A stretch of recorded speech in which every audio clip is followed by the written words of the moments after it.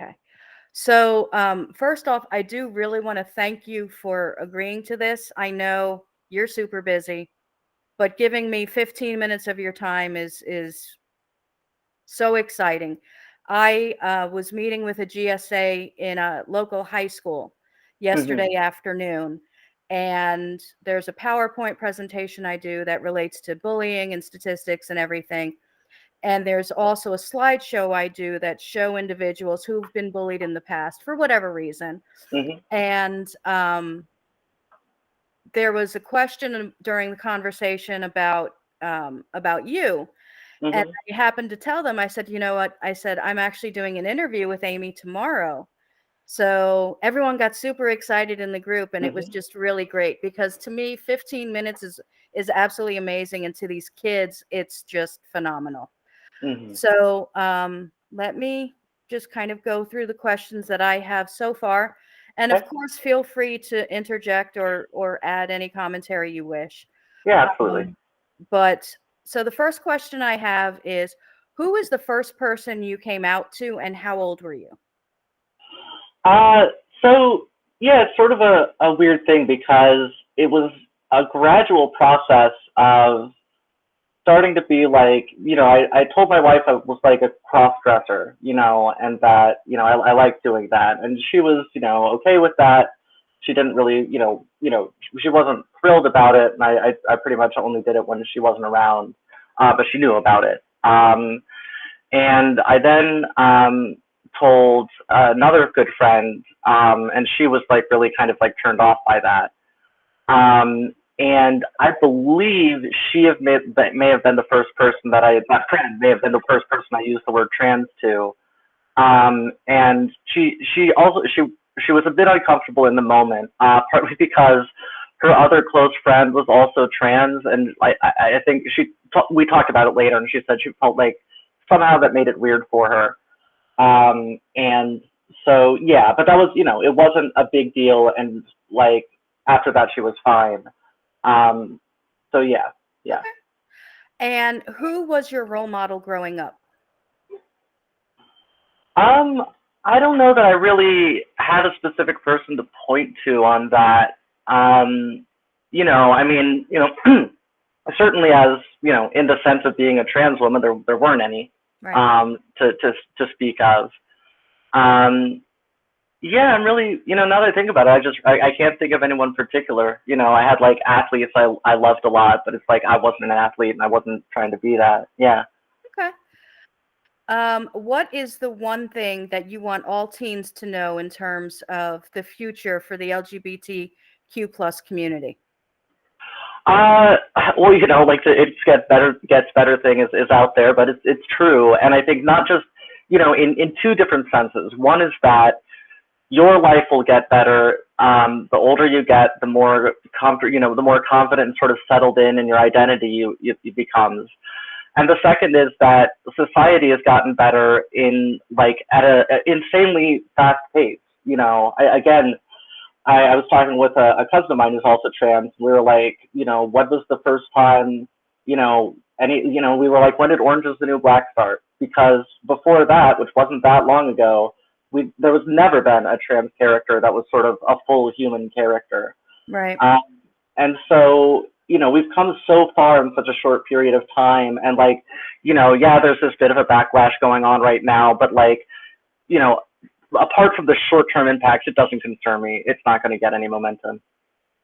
Right. And I think to your point, you are seeing a lot more trans characters in shows, but it's not really a focus of it. It's just part of the normal casting, like Elliot Fletcher, for example, in Y: The Last Man Standing, and of course Hmm. Laverne Cox within Orange is the New Black, and the new show about I can't remember what it's called, something Anna. Euphoria. Oh, that. Yeah. Yeah, that one. I was going to say that I found the character on Euphoria really great to me in Right. how incidental it's been, while being a part of her character. Right.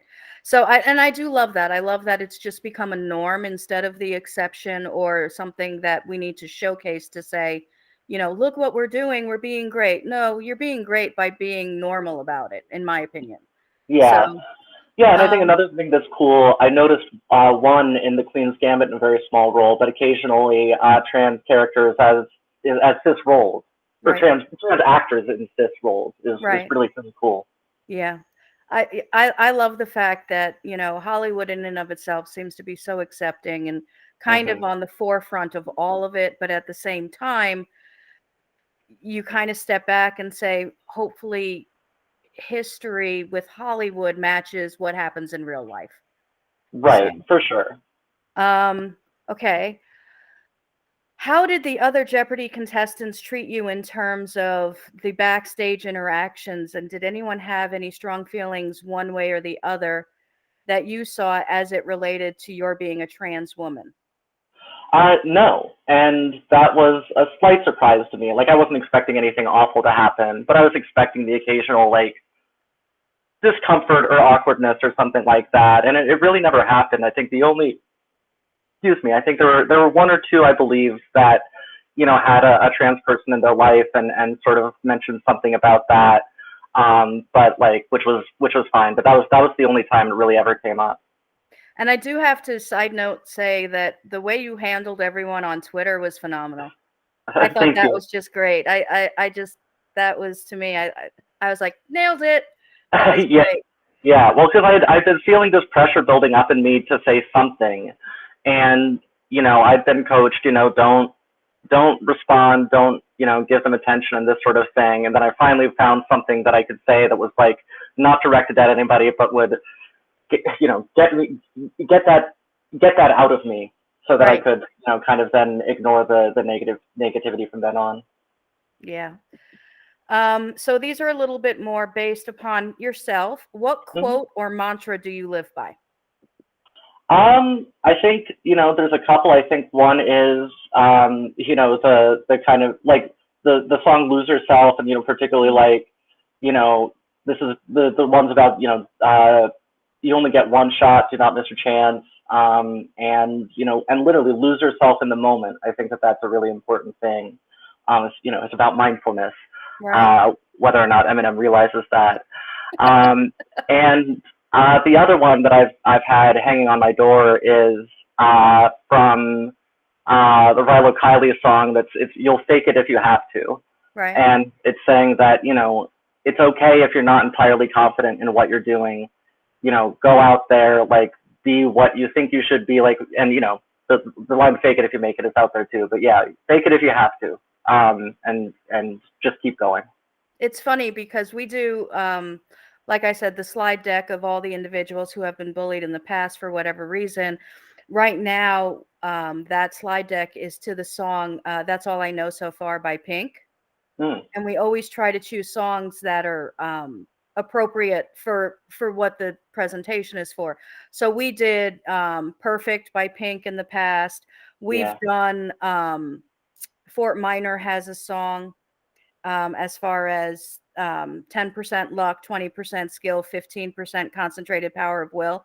And it's just these super hyper songs to get these kids thinking while they're settling down, so that way the slideshow they'll be quiet, but Yeah.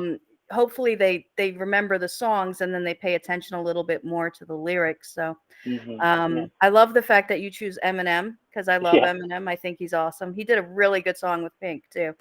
Oh yeah. um if you could be in any movie, what would it be? And this can be like a Star Hmm. Wars trilogy, Lord of the Rings, Marvel universe, just Hamilton.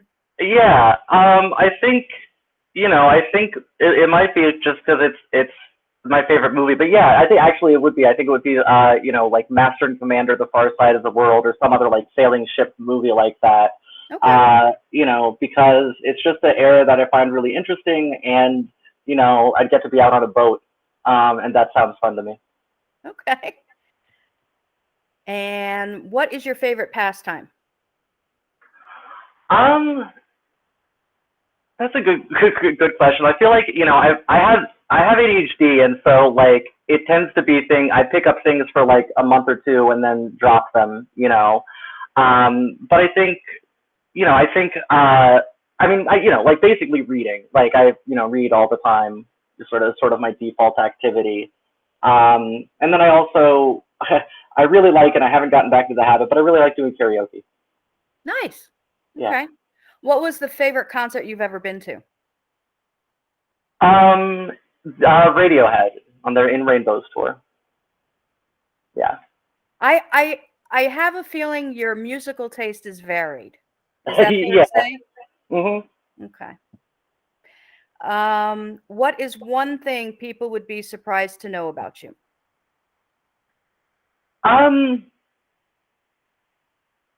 I don't know. I think, as I think about sort of like my Jeopardy persona, I think that I'm I'm not as humble as I claim to be, or as I sort of like look like. I definitely there's a bit of ego there, kind of, that I try to keep relatively hidden. I'm sure Genevieve probably tries to do a good job of that too. Yeah. So what are you going to do now? I saw you've left your position. You're Hmm. going with it. Is it a talent agency that you're going with? Yeah. CAA in LA, and they're kind of, they do like everything, like, books and TV and film and everything. The thing I'm focusing on right now, just because it's the thing that would be most of my control, is a book. So I'm trying to write a proposal and see if anybody's interested. And so that's my main thing right now. But I'm also, they're setting up, as is their job, they're setting up meetings with me with all kinds of people, like production companies. And, so maybe there'll be something out of that down the road, some sort of like, I would like some kind of like informational or educational TV show. If people are wanting to make a TV show, that's the sort of thing I think I would find rewarding. But, all of that is like extremely tentative. Who knows whether or not anything will materialize, but I feel reasonably confident that the book will happen. That's great. What about, who's your favorite actor? That's a good question. I like, I know there's better answers than this. I like, well, I mean, I like Maggie Smith. I like Matthew Good. I like a fair amount. He's very charismatic to me. Oh, actually, I think my answer would be Cillian Murphy. I really like just about everything he's been in, and he's just, I like him a lot. He's very versatile. I agree. Yeah. I've watched him in various different roles, and I agree. He's extremely versatile in his roles. Yeah. Okay. Did you have any final words for the teens and the tweens that are going to watch this, just to kind of give them one last hurrah before we close? And I've said this to you in other places, but the thing that I've learned from this the most is that being your full self, whatever that identity might be, like bringing all of it to everything you do, and not being, kind of ambiguous about it. Not only will it feel better to you, but you'll be better at whatever you're trying to do, even if it doesn't seem related. I was better on Jeopardy because I had come out as trans, even though I didn't learn anything, new. I didn't learn any new world capitals or anything because of it, but it made me better, and I just know that. So it's going to make everything better, even things that you're not expecting. I absolutely agree, and I just want to thank you for taking the time. I know you guys are super busy, and I know right about now, 12 o'clock on a Friday is probably getting close to lunchtime and a whole bunch of other stuff on the West Coast. So thank you so much, Amy, and you're welcome. Congrats again on your 40 wins. And if we end up ever having a great interaction again, I will definitely look forward to it. All right, and thanks for the time, and thanks for doing some good work out there. Yeah. Thank you so much. You have a great weekend. You too. Bye-bye. Bye.